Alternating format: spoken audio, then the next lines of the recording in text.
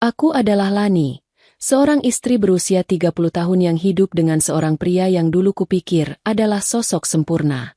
Doni, suamiku, adalah pria yang sangat memesona. Ketika kami pertama kali bertemu, senyum dan keramahan Doni membuatku yakin bahwa dia adalah orang yang akan membawa kebahagiaan ke dalam hidupku. 5 tahun menikah, aku merasa kami adalah pasangan yang ideal. Rutinitas kami sederhana, tetapi penuh kehangatan. Setiap pagi, aku bangun lebih awal untuk menyiapkan sarapan. Doni selalu memuji masakanku, bahkan untuk hal kecil seperti telur dadar yang kubuat dengan terburu-buru. Dia akan mengecup keningku sebelum berangkat kerja, membawa suasana hangat yang menenangkan hati. Setiap malam, meskipun dia lelah, Doni akan menyempatkan waktu untuk duduk bersamaku di ruang keluarga. Kami berbicara tentang hari kami masing-masing. Aku selalu merasa bahwa komunikasi adalah kekuatan dalam hubungan kami. Apapun masalah yang kita hadapi, kita selesaikan bersama, katanya suatu hari. Kata-kata itu masih terngiang di telingaku, seperti mantra yang menguatkanku dalam berbagai situasi. Namun, 3 bulan terakhir, segalanya mulai berubah. Perubahan kecil, tapi cukup membuatku merasa ada yang berbeda. Awalnya, Doni mulai sering pulang terlambat. Dia selalu punya alasan, rapat mendadak, presentasi besar, atau masalah di kantor yang harus diselesaikan. Aku tidak pernah mempertanyakannya, karena aku tahu pekerjaannya di bidang pemasaran memang menuntut waktu dan perhatian ekstra. Lama-lama, ada hal lain yang membuatku mulai curiga. Doni menjadi lebih tertutup. Ponselnya, yang biasanya tergeletak begitu saja di meja, kini selalu dibawanya, bahkan ke kamar mandi. Ketika aku bertanya, dia hanya menjawab singkat. Ini dokumen penting dari klien, rahasia perusahaan. Aku percaya pada awalnya, tapi kebiasaan ini terus berlangsung hingga aku merasa ada sesuatu yang dia sembunyikan dariku. Aku mencoba mengabaikan pikiran itu, tapi tanda-tanda terus bermunculan. Suatu malam, ketika aku sedang mencuci pakaian, aku menemukan jaket Doni dengan aroma parfum wanita yang asing. Wanginya lembut dan manis, berbeda dengan parfumnya yang maskulin. Aku mencoba meyakinkan diriku sendiri bahwa mungkin itu hanya kebetulan. Mungkin Doni bertemu kolega wanita di kantor. Namun, rasa penasaran itu terus menggangguku. Aku memutuskan untuk bertanya. Don, tadi aku cium jaketmu. Kau wangi parfum cewek, ya? Kamu abis ketemu siapa? Tanyaku dengan nada bercanda, meskipun dalam hati aku gugup. Doni hanya tertawa kecil dan berkata, mungkin terpapar di kantor. Banyak kolega wanita, kan? Lagi pula, aku nggak sadar kalau ada aroma apa-apa. Jawabannya terdengar masuk akal, tapi nada suaranya membuatku ragu. Dia terdengar terlalu santai, seolah-olah dia sudah menyiapkan jawaban itu jauh sebelumnya. Beberapa hari setelah itu, aku mulai lebih peka terhadap hal-hal kecil. Doni mulai sering terlihat melamun, meskipun aku sedang berbicara dengannya. Dia juga semakin sering membawa pekerjaannya ke rumah, sesuatu yang jarang dia lakukan sebelumnya. Kadang-kadang, aku melihat dia tersenyum sendiri saat mengetik pesan di ponselnya. Ketika aku mendekat, dia buru-buru mematikan layar. Puncaknya terjadi saat aku mendengar percakapan teleponnya. Itu terjadi sekitar pukul 10 malam, ketika aku berpura-pura tidur di kamar. Doni sedang di ruang tamu, berbicara dengan seseorang dengan nada yang sangat berbeda dari biasanya. Suaranya lembut, hampir berbisik. Aku tidak bisa menangkap seluruh percakapan, tapi satu kalimat yang dia ucapkan menghancurkan hatiku. Aku juga kangen kamu. Besok kita ketemu, ya. Jantungku seperti berhenti berdetak. Siapa yang dia maksud? Apa mungkin dia sedang berbicara dengan teman atau keluarga? Tapi nada suaranya jelas menunjukkan sesuatu yang lebih intim. Aku merasa kepalaku dipenuhi pikiran-pikiran buruk yang tidak bisa kuhentikan. Aku ingin langsung mengonfrontasinya malam itu. Tapi aku tahu aku tidak punya bukti yang cukup. Jika aku menuduhnya tanpa dasar, dia hanya akan membalikan keadaan dan menganggapku berlebihan. Aku tahu Doni. Dia pandai berbicara, pandai mencari alasan. Sejak malam itu, Aku mulai memikirkan cara untuk mencari tahu apa yang sebenarnya terjadi.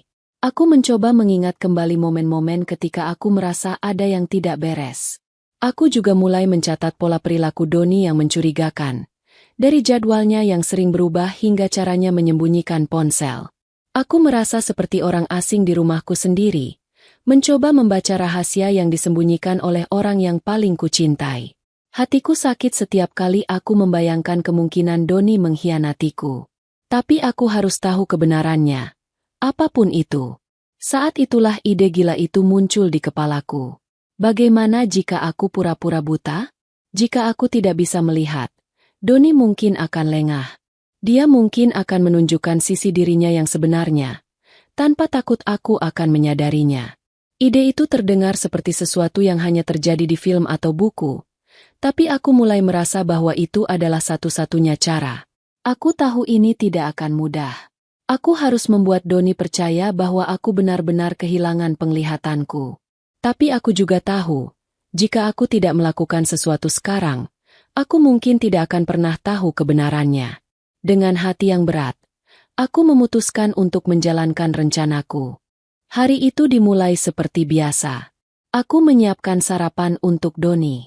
Telur dadar dan roti panggang sederhana, ditambah secangkir kopi hitam yang selalu menjadi favoritnya. Aku berusaha terlihat ceria meskipun pikiranku masih dipenuhi tanda tanya. Pagi, sayang, kopinya sudah siap. Ucapku sambil meletakkan cangkir di meja makan. Doni muncul dari kamar, rapi seperti biasa dengan kemeja putih dan dasi yang senada. Ia tersenyum sekilas sebelum duduk di kursi. Terima kasih. Kamu nggak lupa kalau aku ada rapat pagi ini, kan? Aku mungkin pulang agak malam lagi. Katanya. Aku hanya mengangguk. Kalimat itu sudah sering kudengar belakangan ini, sampai-sampai terasa seperti rekaman yang diputar ulang. Namun, kali ini aku tidak hanya mendengarnya. Aku mencatatnya dalam hati, mencoba mengingat setiap detail. Seharian itu, aku mencoba menenangkan diriku. Aku membersihkan rumah seperti biasa, memasak makan siang, dan membaca buku favoritku. Tapi pikiranku terus melayang ke Doni. Apakah dia benar-benar bekerja? Atau ada alasan lain di balik semua ini? Sore harinya, aku memutuskan untuk memeriksa pakaian Doni yang ada di lemari. Aku tahu ini terdengar seperti tindakan istri yang paranoid. Tapi aku tidak bisa menahan diriku. Aku menemukan sesuatu yang membuat hatiku semakin tidak tenang. Sebuah tiket parkir dari sebuah hotel. Tiket itu bukan sesuatu yang aneh jika Doni sering bepergian untuk bekerja. Tapi, hotel ini bukan hotel tempat klien biasanya menginap. Aku mengenalnya sebagai salah satu tempat yang sering digunakan untuk pertemuan rahasia. Atau lebih buruk lagi. Aku memegang tiket itu dengan tangan gemetar. Pikiranku mulai dipenuhi berbagai kemungkinan buruk. Tapi aku tidak mau gegabah. Aku harus memastikan semuanya sebelum menarik kesimpulan. Ketika Doni pulang malam itu, aku mencoba bertanya dengan nada santai. Don, tadi aku nemu tiket parkir dari hotel ini di saku jasmu. Kamu kesana buat apa? Tanyaku sambil menunjukkan tiket tersebut. Reaksi Doni membuat hatiku semakin resah. Dia terdiam sejenak, seperti sedang mencari alasan. Lalu, dia berkata dengan nada santai, "Oh, itu? Aku kesana untuk rapat sama klien. Mereka yang pilih tempat, bukan aku." Aku hanya mengangguk, berpura-pura menerima jawabannya. Tapi di dalam hati, aku tahu ada yang tidak beres. Doni terlalu cepat memberikan alasan, dan ekspresinya saat menjelaskan tidak seperti biasanya. Beberapa hari kemudian, aku memutuskan untuk memeriksa ponsel Doni.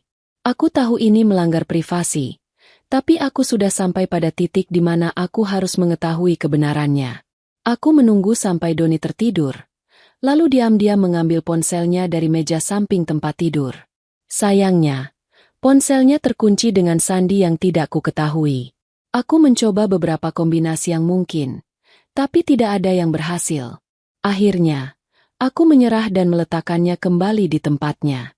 Meski begitu, aku tidak patah semangat. Aku mulai mengamati gerak-geriknya lebih dekat. Aku mencatat jadwalnya, siapa yang dia telepon, dan bagaimana dia bersikap ketika sedang bersamaku. Aku juga mulai memperhatikan hal-hal kecil, seperti aroma parfum wanita di bajunya dan bekas lipstik samar di kerah kemejanya. Setiap petunjuk yang kutemukan semakin memperkuat kecurigaanku. Aku merasa seperti sedang menyusun potongan puzzle yang semakin hari semakin lengkap. Tapi aku masih belum memiliki bukti konkret. Pada suatu malam, ketika Doni sedang mandi, aku mendengar ponselnya berbunyi.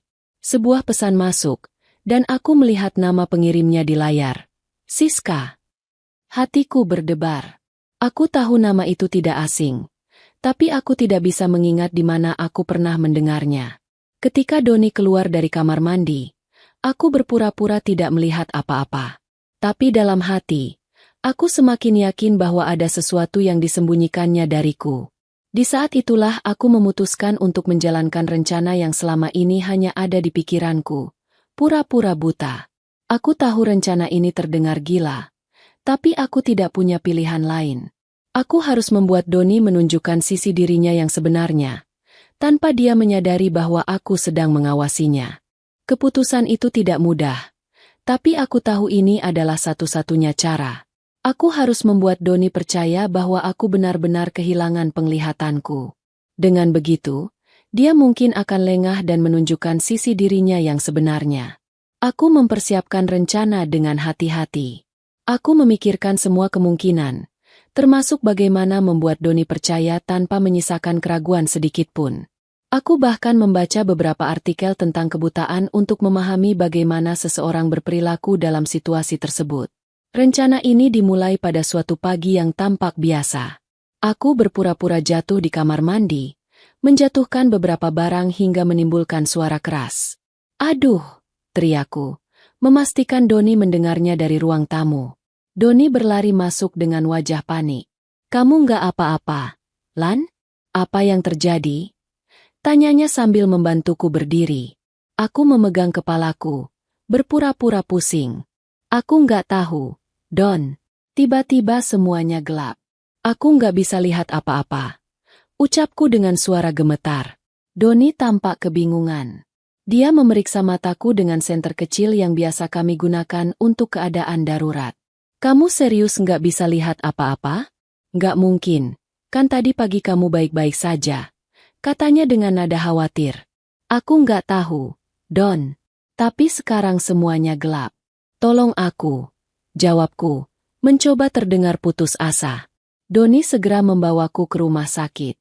Di sana, aku melanjutkan aktingku dengan mengatakan bahwa aku tidak bisa melihat sama sekali. Dokter memeriksa mataku dengan teliti, tapi tentu saja dia tidak menemukan apa-apa. Secara medis, tidak ada yang salah dengan mata istri Anda, Pak Doni, kata dokter. Namun, ini bisa saja gangguan psikologis akibat trauma. Kami akan memeriksanya lebih lanjut. Aku pura-pura bingung, memegang tangan Doni dengan erat. Apa maksudnya, Don? Apa aku akan buta selamanya? Tanyaku dengan suara penuh kecemasan. Doni berusaha menenangkanku. Tenang, Lan. Kita cari tahu dulu apa yang sebenarnya terjadi. Aku akan selalu ada untukmu, katanya sambil memegang tanganku. Pulang dari rumah sakit, aku memperhatikan ekspresi Doni. Dia tampak khawatir, tapi ada sesuatu dalam sorot matanya yang sulit kuartikan. Apakah itu rasa bersalah? Atau mungkin hanya simpati? Aku tidak tahu pasti. Hari-hari berikutnya menjadi ujian berat bagiku. Aku harus meyakinkan Doni bahwa aku benar-benar buta. Aku mulai berlatih bergerak di rumah tanpa melihat, meraba-raba dinding untuk menemukan jalan, dan berpura-pura kesulitan melakukan hal-hal kecil seperti menuangkan air atau mencari barang. Don, aku nggak bisa menemukan sendok. Kamu bisa bantu aku? Tanyaku suatu malam. Doni datang membantuku, tapi aku bisa merasakan dia mulai gelisah. Dia tidak lagi memerhatikan hal-hal kecil seperti dulu. Bahkan, dia lebih sering meninggalkanku sendirian di rumah dengan alasan pekerjaan. Hal ini semakin memperkuat keyakinanku bahwa Doni menyembunyikan sesuatu. Dia mungkin merasa aku tidak bisa lagi mengawasinya, sehingga dia lebih bebas untuk melakukan apapun yang dia mau. Namun, aku tetap diam. Aku menunggu saat yang tepat untuk mengungkap semuanya. Aku tahu, kesabaranku akan membuahkan hasil. Hari-hari setelah aku kehilangan penglihatan, terasa berbeda. Awalnya, Doni terlihat sangat perhatian. Dia membantuku hampir dalam segala hal, mulai dari menuntunku berjalan di dalam rumah hingga menyiapkan makan malam jika aku terlihat kesulitan. Namun, perhatian itu tidak bertahan lama. Setelah beberapa minggu, sikap Doni perlahan berubah. Dia tidak lagi sesabar dulu. Kadang, saat aku meminta bantuannya, dia hanya menjawab dengan suara datar. "Kamu pasti bisa sendiri, Lan. Kan sudah terbiasa." Aku pura-pura tidak menyadari perubahan ini. Sebaliknya, aku semakin berusaha terlihat seperti seseorang yang benar-benar membutuhkan bantuannya. Aku ingin melihat seberapa jauh perubahan sikapnya. Di sisi lain, Doni mulai sering pulang larut malam. Jika dulu dia memberiku alasan, sekarang dia hampir tidak peduli untuk menjelaskan. Ketika aku bertanya, dia hanya berkata, "Aku sibuk, Lan. Kamu nggak perlu tahu semua detailnya." Aku mendengar lebih banyak panggilan telepon yang dia jawab dengan bisikan. Seringkali di kamar mandi atau di sudut rumah yang jauh dariku. Aku mulai merasa dia semakin lengah. Suatu malam, aku mendengar dia berbicara di telepon di ruang tamu. Aku duduk di kamar, pura-pura tertidur, tapi aku menguping dengan cermat. "Iya, aku ngerti. Gak usah khawatir, aku yang atur semuanya," ucap Doni dengan nada rendah. "Aku nggak bisa terus-terusan pulang terlambat. Nanti dia curiga." Lanjutnya, hatiku berdebar kencang. Aku tidak tahu siapa yang dia ajak bicara, tapi jelas itu bukan pembicaraan biasa. Hari berikutnya, Doni tiba-tiba memberitahuku bahwa dia harus pergi keluar kota untuk urusan pekerjaan selama beberapa hari. "Ini proyek besar, Lan. Aku harus ada di sana," katanya sambil mengemasi koper. Aku tidak menanggapi banyak, hanya berkata, "Hati-hati di jalan, ya." Dalam hati, aku tahu inilah kesempatanku. Ketika Doni pergi, aku memutuskan untuk memeriksa rumah dengan lebih teliti. Aku mulai dengan kamar tidur kami, mencari sesuatu yang mungkin bisa menjadi petunjuk. Di laci meja samping tempat tidurnya, aku menemukan sesuatu yang mencurigakan. Sebuah kwitansi dari sebuah restoran mewah dengan nama seorang wanita tertulis di bagian reservasi. Namanya Siska. Aku menarik napas dalam-dalam, mencoba menenangkan diri. Jadi, ini dia, wanita yang ada di pesan singkat dan telepon larut malam Doni. Aku tahu, aku tidak bisa langsung menghadapi Doni dengan bukti ini. Jika aku terburu-buru, dia mungkin akan menyangkal atau malah semakin licik. Aku harus menunggu waktu yang tepat. Hari berikutnya, aku memutuskan untuk memanggil seorang teman lamaku, Dita. Dia salah satu sahabat terbaikku, seseorang yang selalu bisa kuandalkan. Aku menceritakan semuanya, dari perubahan sikap Doni hingga rencanaku pura-pura buta. "Kamu serius, Lan? Kamu pura-pura buta demi mengungkap perselingkuhan suamimu?" tanya Dita dengan nada tak percaya. Aku nggak punya pilihan lain. Kalau aku cuma menuduh tanpa bukti, dia pasti memutarbalikkan fakta. "Aku tahu Doni," jawabku tegas. Dita terdiam sejenak. "Oke, aku akan bantu. Apa rencanamu selanjutnya?" Aku memintanya untuk membantuku mengawasi Doni selama dia di luar kota. Aku merasa ini bukan perjalanan kerja biasa. Dita setuju, dan kami mulai menyusun strategi. Ketika Doni pulang dari perjalanan kerjanya, aku berpura-pura tidak tahu apa-apa. Aku tetap menjalankan peranku sebagai istri yang buta, meskipun hatiku sudah penuh dengan pertanyaan dan kecurigaan. Beberapa hari setelah Doni pulang dari perjalanan kerjanya, aku menerima telepon dari Dita. Suaranya terdengar serius, hampir berbisik. "Lan, aku tahu kamu nggak bisa melihat, tapi aku harap kamu siap mendengar ini," katanya. Aku menggenggam ponsel erat-erat. Jantungku berdegup kencang. "Apa yang kamu temukan, Dit?" tanyaku.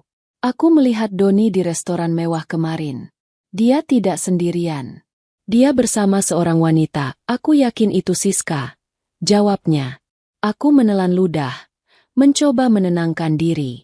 Meski sudah menduga, mendengar kenyataan ini tetap membuat hatiku terasa hancur.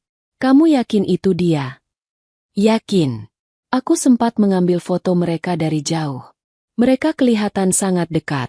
Lani, maaf aku harus bilang ini, tapi aku rasa kamu harus tahu. Lanjut Dita. Aku terdiam sejenak. Pikiranku dipenuhi emosi, kemarahan, kesedihan, dan pengkhianatan yang mendalam. Kirim fotonya ke aku. Dit, aku mau lihat. Kataku akhirnya. Aku kirim sekarang. Tapi bagaimana kamu mau lihat? Kamu kan? Dita berhenti, menyadari sesuatu. Tenang saja. Aku punya cara. Kirim saja fotonya. Jawabku dengan suara tegas. Beberapa menit kemudian, aku menerima pesan dari Dita yang berisi foto-foto Doni bersama seorang wanita yang tidak kukenal. Dalam foto itu, mereka terlihat sedang tertawa bersama, duduk berdekatan, bahkan saling bergandengan tangan saat meninggalkan restoran. Aku menahan air mata. Ini adalah bukti yang selama ini kucari. Namun, aku tidak langsung mengonfrontasi Doni. Aku tahu, langkah ini harus dilakukan dengan hati-hati. Aku perlu membuatnya lengah, membiarkannya berpikir bahwa aku tidak tahu apa-apa. Beberapa hari kemudian, aku mulai melihat tanda-tanda lain dari kehadiran Siska dalam hidup Doni. Parfum yang sama masih menempel di bajunya, dan dia semakin sering terlihat melamun.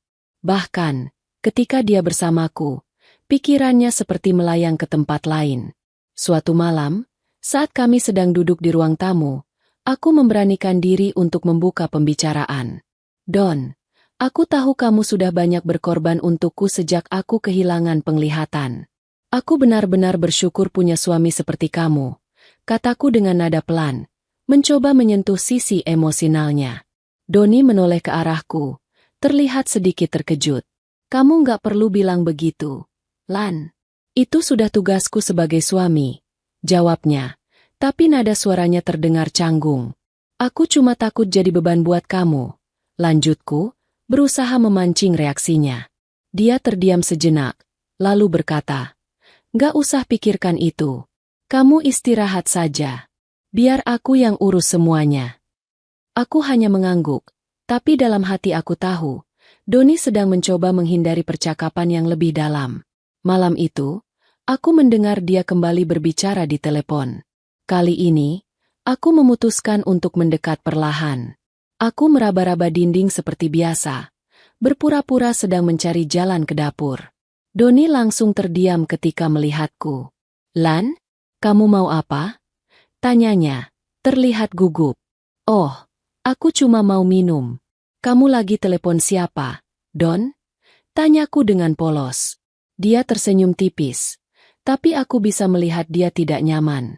"Cuma teman kantor. Lagi bahas proyek." Jawabnya singkat. Aku mengangguk dan berpura-pura percaya. Tapi dalam hati aku mencatat percakapan ini sebagai bukti lain dari kebohongannya. Malam itu, aku memutuskan bahwa sudah saatnya aku mengambil langkah lebih besar.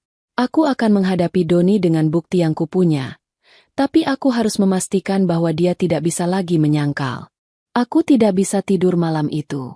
Pikiranku dipenuhi berbagai skenario tentang bagaimana aku akan menghadapi Doni. Aku tahu bahwa konfrontasi langsung bisa berisiko. Doni mungkin akan mengelak atau memutarbalikkan fakta. Tapi aku sudah terlalu lelah berpura-pura tidak tahu. Keesokan harinya, aku memutuskan untuk menjalankan rencanaku. Aku memanggil Dita ke rumah untuk membantuku. Aku memberinya instruksi jelas tentang apa yang harus dilakukan. "Dit, aku butuh kamu di sini untuk mendukungku. Kalau dia mulai menyangkal, aku mau kamu tunjukkan semua bukti yang kita punya," kataku dengan tegas. Dita mengangguk. "Tenang, Lan. Aku di sini untuk kamu." Kami menunggu Doni pulang dari kantor. Aku duduk di sofa ruang tamu, sementara Dita bersembunyi di kamar. Aku berpura-pura seperti biasanya, dengan wajah tenang dan sikap istri yang buta total. Saat Doni akhirnya pulang, aku bisa merasakan energi canggung di antara kami. Dia memberikan senyum tipis sebelum meletakkan tas kerjanya di meja. "Kok, Ada aroma parfum baru? Ini dari mana? Tanyaku, memancing reaksi. Doni tampak kaget. Parfum? Mungkin dari rekan kerja. Tadi aku duduk dekat mereka. Jawabnya santai. Aku mengangguk, berpura-pura menerima alasannya. Duduk sini, Don. Aku ingin bicara sebentar. Kataku dengan nada lembut. Doni tampak ragu sejenak, tapi akhirnya duduk di sofa di depanku. Aku menatap ke arah suara langkahnya, memastikan aku tampak seperti seseorang yang benar-benar buta. Aku sudah berpikir banyak akhir-akhir ini. Tentang kita. Tentang pernikahan kita. Kataku, memilih kata-kata dengan hati-hati. Doni menatapku dengan alis berkerut. Kenapa tiba-tiba bicara seperti itu? Aku hanya ingin tahu. Apakah kamu masih bahagia dalam pernikahan ini? Tanyaku, menekan emosiku agar terdengar tulus. Doni menghela napas panjang. Tentu saja. Lan, kenapa kamu bertanya seperti itu? Aku tahu ini berat untukmu, tapi aku selalu di sini untuk mendukungmu. Aku tersenyum kecil. Bagus kalau begitu, Don. Karena aku ingin menunjukkan sesuatu yang penting. Sebelum Doni sempat bertanya, aku memberikan kode pada Dita untuk keluar dari kamar. Dita muncul dengan ponsel di tangannya. Wajahnya penuh tekad. Apa-apaan ini? Tanya Doni. Wajahnya berubah tegang. Aku mungkin buta, Don. Tapi aku bukan bodoh. Selama ini, aku tahu ada sesuatu yang kamu sembunyikan. Dan sekarang, aku punya bukti. Kataku, menatap ke arah Doni meskipun aku tahu dia berpikir aku tidak bisa melihatnya. Dita memberikan ponsel padanya, menunjukkan foto-foto yang diambilnya di restoran. Foto Doni bersama Siska. Foto mereka tertawa, bergandengan tangan, dan bahkan saling berpelukan. Doni terdiam, wajahnya memucat. Ini tidak seperti yang kamu pikirkan, Lan. Katanya tergagap. Oh, jadi maksudmu kamu sering makan malam dengan rekan kerja, bergandengan tangan seperti pasangan, dan berpelukan setelahnya. Tanyaku, nada suaraku mulai meninggi. Doni mencoba menjelaskan, tapi setiap kata yang keluar dari mulutnya terdengar seperti alasan. Aku tidak memberinya kesempatan. Aku sudah cukup sabar. Don, aku buta, tapi aku bisa melihat semua ini lebih jelas daripada yang kamu pikirkan. Sekarang aku mau kamu jujur. Siapa dia? Doni terdiam lama sebelum akhirnya menghela napas. Dia hanya teman. Lan.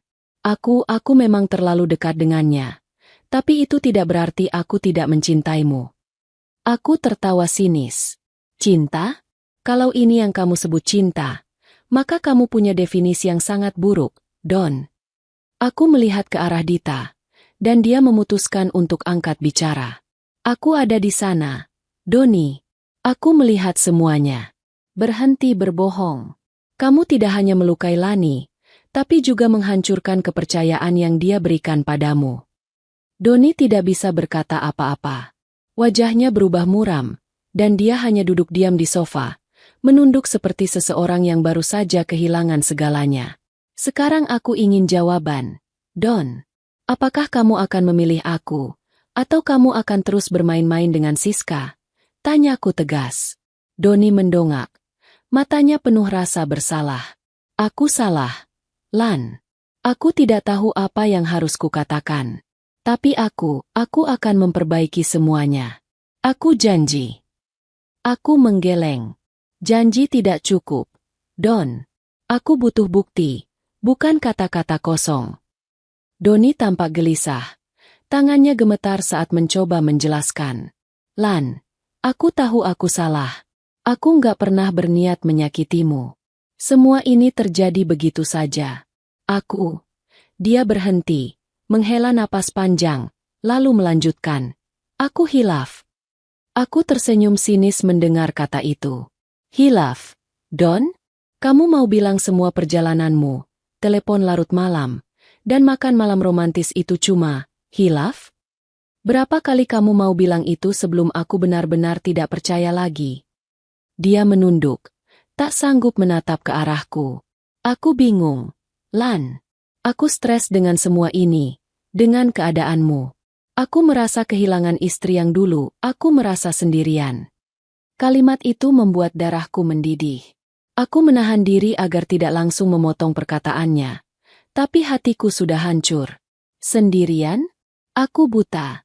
Don. Aku kehilangan penglihatanku. Dan kamu bilang kamu yang merasa sendirian. Doni tampak menyesal setelah menyadari betapa egois ucapannya. Aku tidak bermaksud begitu. Aku hanya merasa tersesat. Aku tidak tahu bagaimana menghadapi semuanya. Jadi, kamu memutuskan untuk mencari pelarian? Dengan wanita lain? Tanyaku, menekan emosiku. Doni mengangguk pelan. Wajahnya penuh rasa bersalah. Aku tidak bisa menyangkal itu. Tapi aku ingin memperbaiki semuanya. Lan, aku ingin kita kembali seperti dulu. Aku menggeleng. Seperti dulu? Setelah semua yang kamu lakukan? Aku tidak tahu apakah aku bisa mempercayaimu lagi. Dita, yang sedari tadi diam, akhirnya angkat bicara. Doni, kamu sadar enggak? Apa yang kamu lakukan ini sudah menghancurkan istrimu? Lani butuh kamu lebih dari siapapun. Tapi kamu malah memilih untuk pergi ke orang lain. Kalau kamu benar-benar peduli, kamu harus menunjukkan tindakan nyata, bukan cuma kata-kata. Doni mengangguk. Tampak seperti seseorang yang menyadari kesalahannya terlalu terlambat. Aku akan melakukan apa saja. Lan, apapun yang kamu minta. Aku tahu aku tidak layak dimaafkan. Tapi aku ingin membuktikan bahwa aku bisa berubah. Aku menatap ke arahnya. Meskipun dia masih berpikir aku tidak bisa melihat. Kamu mau berubah? Buktikan. Aku tidak akan memberi jawaban sekarang. Kalau kamu benar-benar mau memperbaiki semuanya, aku ingin lihat usahamu. Dan kalau tidak, aku akan pergi dari sini. Doni terlihat panik. Lan, jangan ngomong seperti itu. Aku nggak bisa kehilangan kamu. Sudah terlambat untuk bicara tentang kehilangan, Don. Kataku dingin. Hari-hari setelah konfrontasi itu terasa berat bagiku. Aku masih berjuang untuk mengatasi rasa sakit akibat pengkhianatan Doni. Aku tahu dia berusaha memperbaiki hubungan kami. Tetapi apakah itu cukup? Apakah kata-kata dan penyesalannya bisa mengembalikan semua yang telah hancur? Doni tampaknya benar-benar menyesal. Ia mulai lebih perhatian padaku. Bahkan lebih sering pulang lebih awal dari pekerjaan. Ia memanggilku setiap kali sedang berada di luar. Dan aku bisa melihat betapa kerasnya ia berusaha meyakinkanku bahwa ia benar-benar ingin berubah. Namun, dalam hati aku merasa ragu. Pernikahan kami sudah cukup lama. Dan meski kami sudah melalui banyak hal bersama, aku tidak bisa melupakan apa yang telah terjadi. Mungkin ini adalah pengingat bahwa cinta saja tidak cukup untuk mempertahankan sebuah hubungan. Kepercayaan adalah fondasi yang lebih penting. Dan sekarang aku merasa seakan-akan fondasi itu runtuh. Suatu malam, setelah beberapa minggu berlalu, aku duduk di ruang tamu menunggu Doni pulang. Aku memutuskan untuk memberi ruang bagi diriku sendiri untuk berpikir lebih jernih. Ketika pintu dibuka dan Doni masuk, ia menatapku dengan penuh harap. Lan, aku benar-benar ingin kita memperbaiki ini. Aku akan melakukan apa saja untukmu. Aku tidak langsung menjawab. Aku menyadari bahwa meskipun hatiku penuh dengan perasaan kecewa dan marah, aku masih mencintainya. Namun, apakah itu cukup untuk membuatku memaafkannya? Doni, aku memulai. Suaraku lebih tenang daripada yang aku harapkan. Aku butuh waktu untuk memutuskan. Ini bukan keputusan yang mudah. Aku tidak tahu apakah kita bisa kembali seperti dulu. Aku tidak tahu apakah aku bisa mempercayaimu lagi. Doni tampak ingin mengatakan sesuatu, tetapi aku menghentikannya dengan anggukan kecil.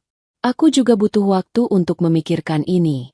Jangan harap aku bisa langsung melupakan semuanya dan kembali seperti biasa. Itu tidak akan terjadi dalam semalam. Malam itu, aku merasa sedikit lebih ringan. Meskipun aku masih belum tahu apa yang akan aku pilih, aku tahu bahwa aku harus membuat keputusan ini dengan kepala dingin, bukan hanya berdasarkan perasaan saat itu. Beberapa minggu berlalu, dan aku terus memperhatikan perubahan dalam diri Doni. Dia benar-benar berusaha untuk menunjukkan bahwa dia berubah. Tidak ada lagi telepon larut malam, dan dia lebih sering menghabiskan waktu bersamaku. Namun, meskipun dia melakukan segala upaya untuk menebus kesalahan, aku masih merasa ada bagian dari diriku yang hancur. Kepercayaan yang dulu aku berikan padanya tidak bisa begitu saja kembali hanya dengan janji-janji manis. Akhirnya, aku memutuskan untuk berbicara dengan Dita. Dia adalah satu-satunya orang yang selalu ada untukku dalam setiap langkah perjalanan ini. Dit, aku nggak tahu apa yang harus aku lakukan, kataku dengan suara rendah. Dita menatapku dengan penuh perhatian. Kamu sudah jauh, Lan. Kamu sudah memberi Doni kesempatan untuk memperbaiki semuanya. Tapi, sekarang kamu juga harus berpikir tentang dirimu sendiri. Apa yang kamu butuhkan? Apa yang membuat kamu bahagia? Aku menghela napas panjang. Aku ingin percaya lagi. Aku ingin hubungan ini kembali seperti dulu. Tapi aku takut untuk membuka hatiku lagi. Dita menyentuh bahuku dengan lembut. Keputusan ini ada di tanganmu, Lan. Kamu yang berhak memilih. Jangan biarkan rasa takut atau penyesalan orang lain menentukan kebahagiaanmu. Kamu berhak bahagia. Malam itu, aku tidur dengan hati yang gelisah. Aku merasa seakan-akan berada di persimpangan jalan, di mana setiap keputusan yang aku ambil bisa mengubah arah hidupku. Keesokan harinya, aku memanggil Doni untuk berbicara. Dia datang dengan ekspresi harap-harap cemas. Lan, ada apa? Apa kamu sudah memutuskan? Aku menatapnya dengan tenang, berusaha menunjukkan ketenanganku meskipun hatiku bergejolak. Doni, aku sudah memikirkan semuanya. Aku tahu kamu menyesal, dan aku juga tahu kamu berusaha keras untuk memperbaiki ini. Tapi aku harus jujur dengan diriku sendiri. Aku tidak tahu apakah aku bisa kembali mempercayaimu sepenuhnya. Doni menggenggam tanganku dengan lembut. Lan, aku akan berusaha lebih keras.